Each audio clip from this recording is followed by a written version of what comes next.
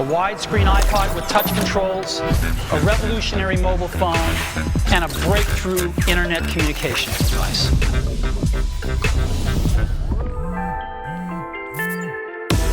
Profound new intelligence capabilities that will make our platforms even smarter. So this is the iPhone 16, and this is the iPhone 16 Pro. Brand new, and I've been testing them for about 2 weeks now. But you know what I've been doing way longer than 2 weeks? Working on a new app that we are finally launching. You guys have always been asking me where I get my wallpapers. Like, it's frequently the #1 suggested search result under my name, has been for years. So now we've put them all in one place. It's called Panels, and it's finally live in the App Store, both on iOS and on Android. Feels really good to be able to say that. So if you're wondering where the wallpaper on these phones in the review came from, Panels. If you're wondering where the wallpaper in the last video came from, Panels. Matter of fact, almost all of the wallpapers on the devices and in backgrounds you've seen in my videos for the past year have all come from Panels, which is pretty sick. We have a bunch of awesome artists over there that we are splitting profits with 50-50, and there's already a ton of great collections of art and much more incoming. And we have some pretty big plans for this thing. So it's starting off as a wallpaper app now. I don't want to overpromise too much, but it's going to be pretty consistently improving over time, which is part of the reason why we're offering a subscription to support it. So go pick it up now. Poke around, find your new favorite wallpaper, your new favorite artist, and let me know what you think. It's kind of fun to be on the other side now, on the development side, where now other people are going to review what we make, which is always exciting. Anyway, so the meta with new smartphones these days is a bunch of incremental hardware improvements and then a whole bunch of AI features that also are being added on top, which is where the real value is. And while they're a little late to the game, Apple has hit that chapter too with the iPhone, whether we like it or not. So the iPhone 16 is a minor update over the 15, but with a ton of new AI stuff labeled Apple Intelligence. Except that stuff's not here yet, which is a little awkward considering basically all of the marketing for this phone is Apple Intelligence stuff. Like, I've seen billboards touting that as the new thing here. Their whole event was about how it's glow time, which is a reference to the new glowing Siri animation, but none of that stuff is on this phone. None of it. So the only way to square the state of this phone right now with everything Apple has said about this phone is that it's unfinished. Like, this is the most unfinished I've ever seen a new iPhone launch. So until we actually have all that Apple Intelligence stuff, we're left with a very incremental upgrade cycle.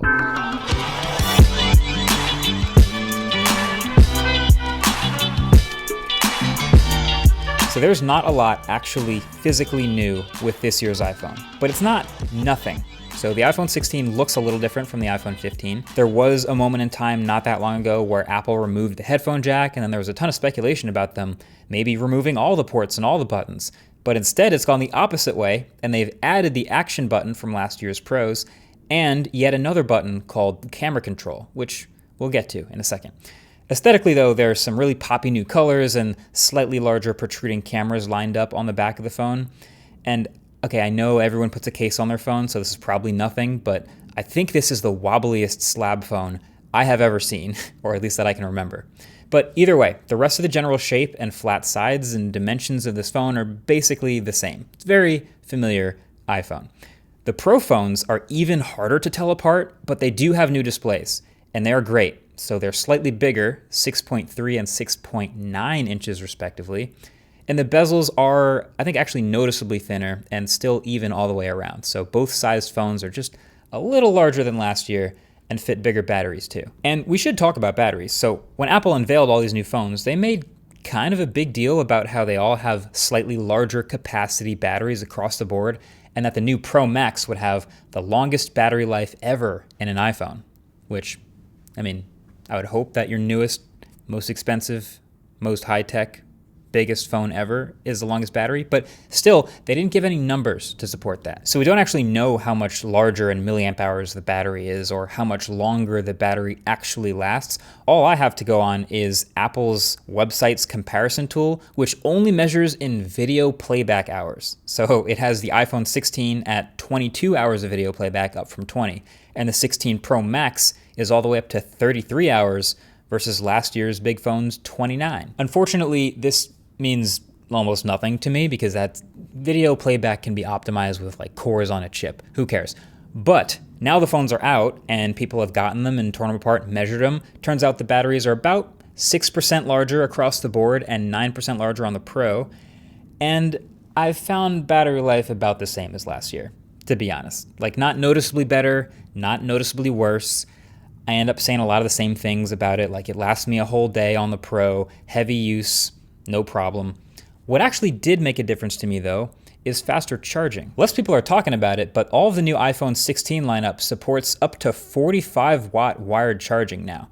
Apple never talks about fast charging. They never brag about like how fast you can go 0 to 100 or 0 to 80%.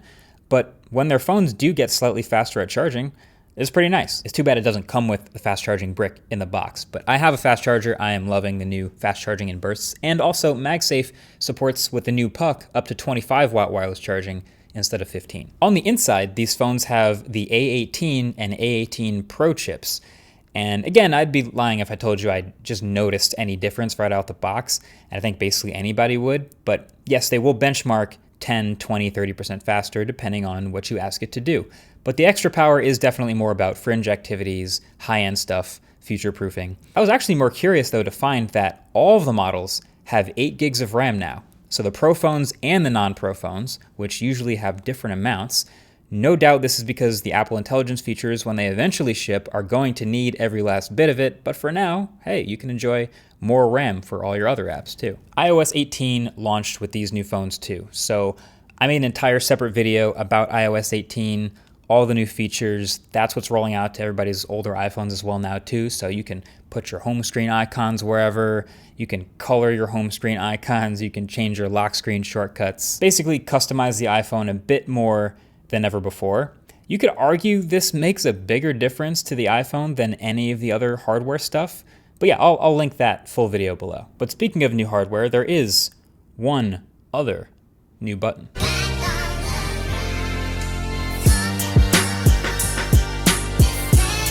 So I guess nobody at Apple is allowed to call it a button, but I'm gonna call it a button. So this is the new camera control button on all of the new iPhone 16s. I've used and played with and thought a lot about this button. And it all comes down to smartphone cameras in general. My take is that smartphone cameras are like headphones EQ. Like you get a new pair of headphones out the box and you listen to them, you don't like them. Oh no, don't worry. That's just one of the ways that these headphones can sound. You can change the EQ and it'll sound like a totally different pair of headphones. And that's also true with smartphone cameras this year more than ever with the iPhone. So the default photos from the iPhone look more iPhone-y than ever. Remember how every year in the blind smartphone camera test, the iPhone loses because it kind of overly brightens all the shadows and it doesn't have as much contrast? Yeah, it's still doing that, especially in photos with people in it. But the purpose of this new button has been made very clear, and it's kind of a theme for the whole phone, which is, well, camera control. This year, Apple's kind of just giving back control of the camera to users in an interesting way. But you have to know how to use it. Like, you have to know that it's a double half press with just the right weight to bring up the sliding menu of camera controls for things like exposure compensation and zoom and photographic styles and tone. And then play with it enough to realize that tone is actually maybe the most important one, where turning up tone actually removes shadows even more, but turning down tone brings real shadows back, but it doesn't seem to have a memory, so you have to remember to set it every time you open the camera app. But you also have this D-pad that lets you change even more elements of a photo, including undertones and mood and color, and really mess around and dial in the look of the photos you want. And this one does have memory, so every subsequent time you open the camera, it'll remember your color hue and tone. So I've found that tone at around -0.5 is a nice balance for most photos that I've been taking. Feels less flat, more contrasty. This is all really useful to me, and combined with the actual new cameras on the phones, this has risen the iPhone back to the top of my personal favorite rankings of smartphones to shoot with. I just like having more control over the camera control. But it is really finicky. Like, the placement on the side of the phone for the button is mostly ideal for landscape, but would definitely be easier to reach if it was closer to the corner. But if we're being honest, most people take photos and videos in portrait these days, and the corner would be horrible for portrait, so they split the difference and moved it up a bit so you could reach it, but it's still not great. And the half press sensitivity takes some time to really get used to. I'm on week 3 now, and I'm still accidentally taking pictures by tapping too hard. And the scrolling, it has momentum physics, and you can accidentally scroll too far and go past the thing you were targeting in this more continuous scrolling interface. It is just finicky enough and just hidden enough that I honestly think like 99% of people will never use this for anything other than just a camera shutter button. And I guess that's fine too. I personally did quickly get used to opening the camera quickly with the camera control button, and so I remapped my action button to something else, my Tasks app, and I've also remapped my lock screen shortcut so it's now flashlight and my Tasks app again, and you can always just swipe over sideways from the lock screen and get to the stock camera app. So if you really want, you can map the camera control button to open any other camera app on your phone, or just keep waiting for Apple Intelligence features that this will probably make more sense for. So yeah, long story short, 1, it's a button. 2, it's also a customization slider. 3, is just gonna be a button for most people, but also 4, there are new cameras on the back. So there's a bunch of new cameras across the line for both iPhone 16 and 16 Pro. Best way to summarize it. Okay, so iPhone 16 cameras are nice. Like, they're pretty solid main cameras, very much in character with iPhones of the past, but not noticeably better than previous years. And then the 16 Pro cameras with the much bigger main sensor and the higher resolution ultra wide and the 5x telephoto are a significant step up, in my opinion. The main camera, I think, is my favorite primary sensor in any smartphone to shoot with right now. It's really good at basically everything. The ultra wide is also better, but kind of only in detail during the daytime, since it's the 48 megapixel sensor now. But the sensor's not bigger enough to matter at night though. And now my night ultra wides all look kind of vignetted for some reason. I mean, look at that. It looks like I added a filter. But then the 5x telephoto on both the Pros is also nice now. And there is some chatter about it being worse at the 3x to 4x range because you're still having to do digital zoom. And technically that's true, but I find the 5x to be a pretty useful zoom. And it's also better at resolving all the detail past 5x than before, even without AI. Shutter speeds are super fast and freeze action better than ever before. This is kind of underrated, but I love this. Like, this shot came from a moving car at highway speed, and so did this one, so that's sick. And the ease at which you can get a shallow depth of field with a close-up subject is on par with any other big sensor Android flagship like S24 Ultra or Pixel 9 Pro. And no, Apple has absolutely not fixed the lens flare issue with point lights at night. So for those who are wondering, sorry. But aside from that, video is very impressive. I'll be publishing the next autofocus video on the Silverado EV pickup truck pretty soon, so subscribe over there for that, first of all. But that's going to be shot entirely on iPhone 16 Pro, and I've been very happy with it. And Apple also added a 4K 120 FPS mode to the Pro phones, and it's sick. It looks great. It is really convenient to shoot and edit. The only thing you got to be careful with is storage, because it can really eat up storage. Like, you can get up to near a gig a minute, and that's before you even do 4K 120 ProRes or ProRes log. But yeah, I still love shooting it anyway. It also proves to me that they have the processing power and the sensor readout speed to do 8K 30. They just choose not to. And I wonder why sometimes. This is also the first year they're using the term fusion camera, and you kind of have to dig in a little bit to try to figure out what that means. Turns out it's basically the same thing as last year's like punch-in optical quality zoom, but with a slightly updated image processing pipeline. Cool. But also, that zoom is not technically one-to-one optical quality because the photo sites are smaller in that smaller crop. Nevertheless, iPhone 16 camera, good. iPhone 16 Pro camera, great.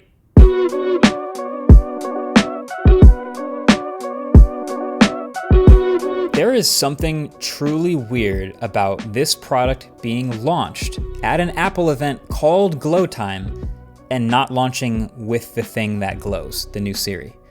There's something weird about people happily going out to a Fifth Avenue Apple store this week, which is literally glowing with rainbows now, and walking out with a brand new phone that doesn't have that. Like, there's something just off about billboards and marketing material and all highlighting Apple Intelligence, and Tim Cook saying this was the first phone built from the ground up for Apple Intelligence. The next generation of iPhone has been designed for Apple Intelligence from the ground up. Yet this phone does not have Apple Intelligence at all. It's all coming soon and coming later this year and into next year eventually with software updates. But if I've said it once, I've said it a million times. Never buy a product based on the promise of future software updates. Buy it for what it is right now when you buy it. That's been the golden rule for forever. But yet, here we are. Times have changed. This has been a common trend alongside AI. And you think Apple might be immune to it, but they're not. They're a public company, and just like lots of other public companies, they've sort of caved to this pressure that they have to appear like an AI-first, AI-forward company, like a leader in AI. So they have presented a ton of AI stuff that they're working on. And they've done the song and dance of like, hey, we are AI first, and the phone's built from the ground up for AI. It's our whole theme this year. But the fact of the matter is, it's not good yet. It's not. That's actually not even finished. If it was, they'd be shipping it. But it's in beta, and they're still working on it, and they'd rather keep working on it than ship it to you now.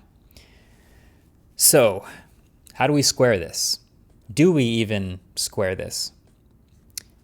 You remember the Rabbit R1? The Rabbit was a little AI in a box. Pretty classic 2024 product. When I reviewed that Rabbit, it was basically useless. Like, literally almost none of the functionality was working as it shipped. And so I said so in the review. Same with the Humane AI pin. Really, really, really bad product, missing almost all of its functionality.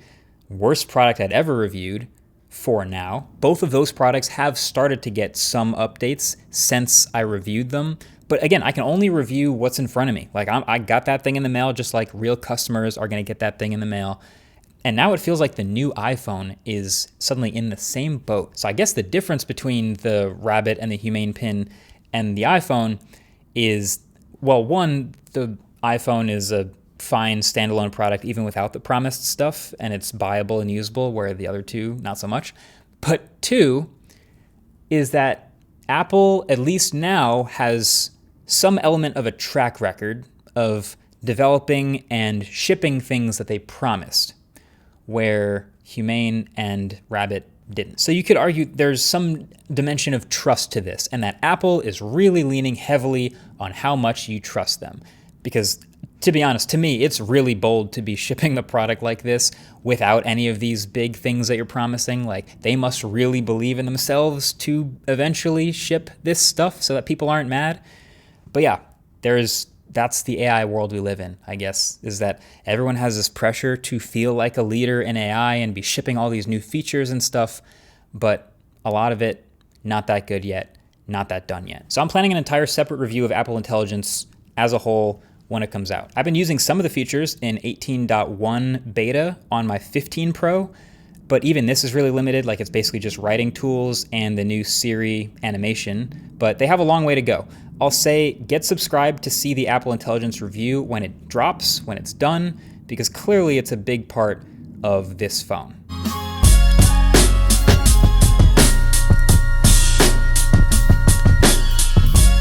So, you made it this far into the video, or you skipped ahead to this chapter because you just really wanted an answer on if you should buy these phones or not. Fine either way. So, okay, you should buy the iPhone 16 if you're on an iPhone 13 or older, and that phone is on its last legs and you're really looking for an upgrade to a new iPhone, fine. Anything newer, and it probably won't feel like it's worth an upgrade.